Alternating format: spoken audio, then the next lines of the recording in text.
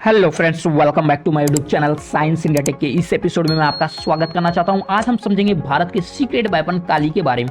यह कितना खतरनाक है और यह काम कैसे करता है, कैसे यह किसी फाइटर जेट को सेकंडों में मार सकता है, और डीआरडीओ जो इसका डेवलपमेंट कर रही है, अलग अलग वेरिएंट को डेवलप क्यों कर रही है। देखिए, काली का पूरा नाम है किलो एम्पियर लीनियर इंजेक्टर। जैसा कि हम जानते हैं कि किलो एम्पियर मतलब 1 किलो एम्पियर, लीनियर मतलब सीधी डायरेक्शन में, और इंजेक्टर मतलब इंजेक्ट करना, मतलब बीम्स को यह सीधी डायरेक्शन में इंजेक्ट करता है। देखिए, जो फर्स्ट टाइम था काली को ना BARC ने इसको डेवलप किया, भाभा एटॉमिक रिसर्च सेंटर ने इसको डेवलप किया था एक इंस्ट्रूमेंट के तौर पे। देखिए, इसको बनाया क्यों गया था उसके बारे में थोड़ा समझ लेते हैं। भारत की जो सैटेलाइट है उनकी सुरक्षा करने के लिए इसको हम लोगों ने मतलब डेवलप किया था कि जो भारत की जो सैटेलाइट है उन पे इलेक्ट्रोमैग्नेटिक वेव से उन्हें बचाया जा सके, उनकी सुरक्षा की जा सके, इसके लिए उसको डेवलप किया गया था। देखिए, काली 1000 है ना, जो वो सबसे खतरनाक वेरिएंट है काली में अभी तक के। देखिए, काली 1000 की बात कर ली जाए तो काली 1000 जो है ना 40 गीगावाट इलेक्ट्रिसिटी प्रोड्यूस करता है। देखिए, 40 गीगावाट, देखिए एक स्टेट को चलाने इतना यह इलेक्ट्रिसिटी जनरेट कर सकता है। देखिए, इसका सबसे बड़ा ड्रॉबैक है कि जो इलेक्ट्रिसिटी ये जनरेट करता है वह मात्र 60 नैनो सेकेंड के लिए जनरेट करता है। सबसे बड़ा ड्रॉबैक होता है। देखिए, 60 नैनो सेकेंड भी अगर जनरेट करता है तो इतनी ज़्यादा इलेक्ट्रिसिटी किसी भी चीज़ के ऊपर पड़ेगी तो वो पूरी तरह से कह सकते हैं कि पूरी डिस्ट्रॉय हो जाएगी। तो इसका सबसे बड़ा ड्रॉबैक है कि यह 60 नैनो सेकेंड के लिए ही इलेक्ट्रिसिटी जनरेट करता है। जैसा कि हम जानते हैं जो आसमानी बिजली होती है 1000 एम्पियर की होती है, तो 1000 एम्पियर की बिजली, अब सोचिए आपकी 40 गीगावाट इलेक्ट्रिसिटी, इतना ज़्यादा हाई इलेक्ट्रिसिटी अगर किसी भी चीज़ के ऊपर पड़ती है तो पूरी तरह से उसे डिस्ट्रॉय किया जा सकता है।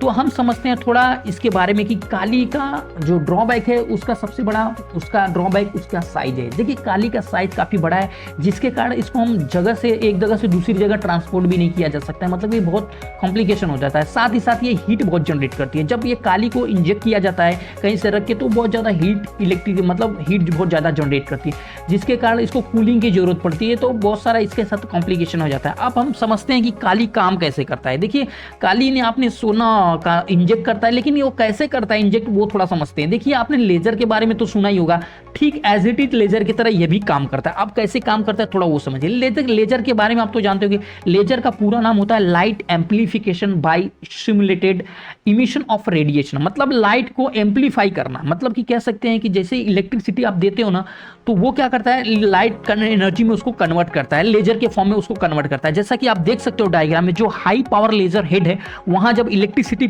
सप्लाई की जाती है तो ये लेजर में कन्वर्ट करता है, वो इलेक्ट्रिसिटी को लेजर के फॉर्म में कन्वर्ट करता है। जैसे वो इलेक्ट्रिसिटी लेजर के फॉर्म में कन्वर्ट होती है उसके बाद वो रेस को, जैसा कि आप देख सकते हो आगे के मिरर पे वहां पे जाके टकराती है।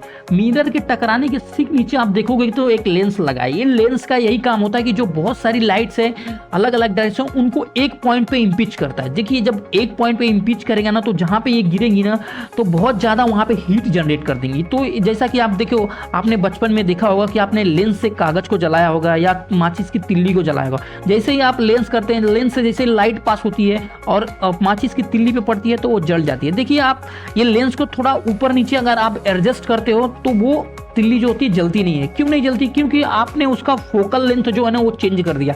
जैसे ही आप फोकल लेंथ चेंज कर सकते हैं तो वो लाइट का जो पावर है ना वो सोर्स भी डिफरेंट हो जाता है, जिसके कारण वो पॉइंट पे नहीं गिर पाता। तो आप समझते हैं लेजर में जो सबसे बड़ा जो पावर फैक्टर होता है वो क्या होता है। देखिए, लेजर में 3 चीजें समझना बहुत ही जरूरी है। पहला होता है पावर, दूसरी होती है फ्रीक्वेंसी, और तीसरा होता है लेंस। देखिए, तीनों चीजों के ऊपर ही लेजर जो होता है पूरा काम। अगर आप तीनों कॉन्सेप्ट समझ गए तो आगे लेजर आप आसानी से समझ सकते हैं। देखिए, पावर क्या होता है, जब आप इलेक्ट्रिसिटी जब देते हैं तो वो पावर जो अब जितनी ज्यादा इलेक्ट्रिसिटी आप देंगे उतनी ज्यादा पावर। देखिए, हर एक लेजर की अलग अलग कैपेसिटी होती है। आपने देखा होगा कि जो कंपनियां अलग अलग लेजर, कोई लेजर मार्किंग यूज करता है तो कोई लेजर कटिंग यूज करता है। तो ये लेजर के अलग अलग वेरिएंट है जो पावर और फ्रीक्वेंसी के ऊपर उनको डिस्ट्रीब्यूट किया जाता है। आप कम पावर के 100 पावर की लेजर है तो वो एक मार्किंग का काम कर सकती है कि जब वो लेजर चलेंगी तो एक मार्किंग बनाएंगी। जबकि वहीं बात कर ली जाए तो 1000 पावर की तो वो लेजर मार्किंग से आप कट कर सकते हो, किसी भी सीट मेटल को आप कट कर सकते हैं। तो ये बहुत ही बड़ा इंपॉर्टेंट फैक्टर होता है कि आप कितना ज्यादा इलेक्ट्रिसिटी उसको दे रहे हैं। तो ये तो हो गया कि कंपनी पर्पस के लिए आपने इसको डेवलप किया। अब देखिए, जो काली में है ठीक ऐसे ही लेजर को यूज किया गया, तो जो पावर है वो काफी ज्यादा दे जाती है, और साथ ही साथ फ्रीक्वेंसी। देखिए, फ्रीक्वेंसी का काम ही होता है जब आप फ्रीक्वेंसी कम करेंगे ना तो ज़्यादा दूर तक आप उसको ट्रांसमिट नहीं कर सकते हैं उसको, क्योंकि फ्रीक्वेंसी ही ऐसी फैक्टर होती है जो कि ज़्यादा दूर तक आप इसको ट्रेवल करने के लिए मतलब कि ये सपोर्ट करती है फ्रीक्वेंसी। और साथ ही साथ लेंस, देखिए लेंस ही ये होता है बहुत बड़ा इंपॉर्टेंट फैक्टर होता है, क्योंकि लेंस आपको हर जगह चेंज करना पड़ेगा। देखिए ये लेंस होता है ना, जैसे आप लेंस चेंज करोगे ना तो हर एक लेंस का अलग अलग फोकल लेंथ होता है, तो उसके अकॉर्डिंग हम लोग इसको चेंज करते हैं। अगर आपको 1000 काली 1000 की जगह काली 2000 बनाना है तो आपको लेंस चेंज करना पड़ेगा, साथ ही साथ आपको पावर की भी सप्लाई को चेंज करना पड़ेगा। तो ये दोनों फैक्टर बहुत ही इंपॉर्टेंट होते हैं।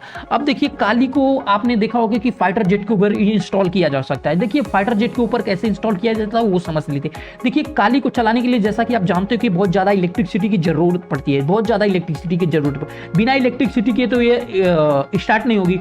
तो हम क्या करते हैं कि जो एयरक्राफ्ट कैरियर के ऊपर जो इंजन लगा रहता है, जैसा कि आप देख सकते हो डायग्राम में, तो उसमें एक एक्स्ट्रा इंजन जोड़ देते हैं, जिस इंजन का जो टरबाइन होता है, टरबाइन से एक जनरेटर जोड़ दिया जाता है। जैसा कि आप पावर प्लांट में देखा होगा कि जैसे टरबाइन से एक जनरेटर जोड़ के हम क्या करते हैं, इलेक्ट्रिसिटी को प्रोड्यूस कर लेते हैं। तो इसमें भी वैसे ही किया जाता है। जैसा टरबाइन आप देख सकते हो जो इंजन में रहता है, जो अपना एयरक्राफ्ट कैरियर, उसके अंदर जो इंजन रहता है उसके अंदर टरबाइन रहता है, टरबाइन के साथ से हम लोग जनरेटर कनेक्ट करते हैं। जनरेटर से क्या होता है, इलेक्ट्रिसिटी प्रोड्यूस होती है, साथ ही साथ उस इलेक्ट्रिसिटी को हम लोग कैपेसिटेंस और ट्रांसफार्मर के थ्रू हाई वोल्टेज में कन्वर्ट करते हैं। जब ये इलेक्ट्रिसिटी हाई वोल्ट में कन्वर्ट होती है फिर हम इसको काली को सप्लाई देते हैं, तो काली को काफ़ी ज़्यादा मात्रा में ये इलेक्ट्रिसिटी मिल जाती है, जिससे कि काली पूरी तरह से ऑपरेट किया जा सकता है। देखिए अब अलग अलग काली के वेरिएंट के बारे में समझ लीजिए। जो DRDO जो डेवलप कर रही है, काली 2000, काली 5000, काली 10,000। देखिए काली 5000, 10,000 और 2000 जो ये कर रही है, इसमें क्या चेंजेस किए जाएंगे, ज़्यादा से ज़्यादा जो पावर की सप्लाई उसको बढ़ा दी जाएगी। साथ ही साथ मैंने जैसा कि आपको बताया लेंस के बारे में, तो वो लेंस के बारे में, क्योंकि वो लेंस से होता है ना, वही डिपेंड करता है किस उसके कम्युनिकेशन सिस्टम के ऊपर।